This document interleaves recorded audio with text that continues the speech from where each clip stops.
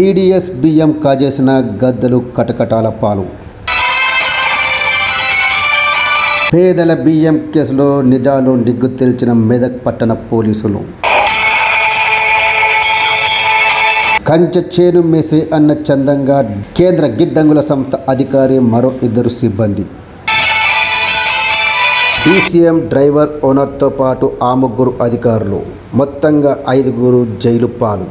31/3 నాడు vehicle checking చేస్తుంటే మన డ్రైవరు ఎవరైతే ఉన్నారో అతని దగ్గర ఏం పేపర్లు ఉన్నాయి, ఆ వెహికల్లో చెక్ చేసినప్పుడు అవి దానికి పీడిఎస్కి సంబంధించిన రైస్ బ్యాగ్స్ ఉన్నాయి. డౌట్ వచ్చి వీటికి సంబంధించిన రిసిప్ట్ ఉందా, ఎక్కడి నుండి ఎక్కడ పోతున్నాయంటే డ్రైవర్ ఎవరైతే ఉన్నాడో ఏం సమాధానం చెప్పకుండా ఇవి మా ఓనరు ఇక్కడికి వచ్చి తీసుకెళ్ళమన్నాడు, నేను వచ్చానని చెప్తాను. అదేవిధంగా ఓనర్ని పిలిచిన ఓనర్ ఎవరైతే ఉన్నారో సంతోష్, ఈ సంతోష్ని పిలిచి అడిగితే ఏం చెప్తారంటే ఈ సిడబ్ల్యూకి సంబంధించిన మేనేజర్ ఎవరైతే ఉన్నారో కోటేశ్వరరావు అని అతను చెప్పిండు, నేను పంపిస్తే అందుకెళ్ళి రైస్ తీసుకెళ్తున్నాం.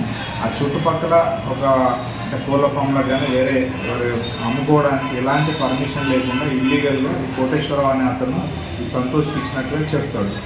మన సంతోష్ కన్ఫెషన్.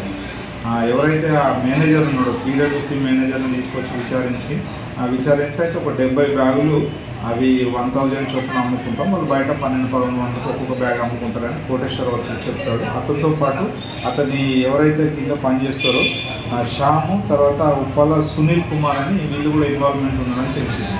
ఎవరైతే ఈ 3 ఉన్నారో గవర్నమెంట్ ఎంప్లాయీస్ అయి ఉండి కూడా వాళ్ళు అలాగా ఎఫ్సీఐకి సంబంధించిన రైస్ ఏదైతే ఉన్నదో బయటకు ఇల్లీగల్గా పంపిస్తే వాళ్ళ మీద కేసు రిజిస్టర్ చేసి రిమాండ్కి పంపించడం జరిగింది.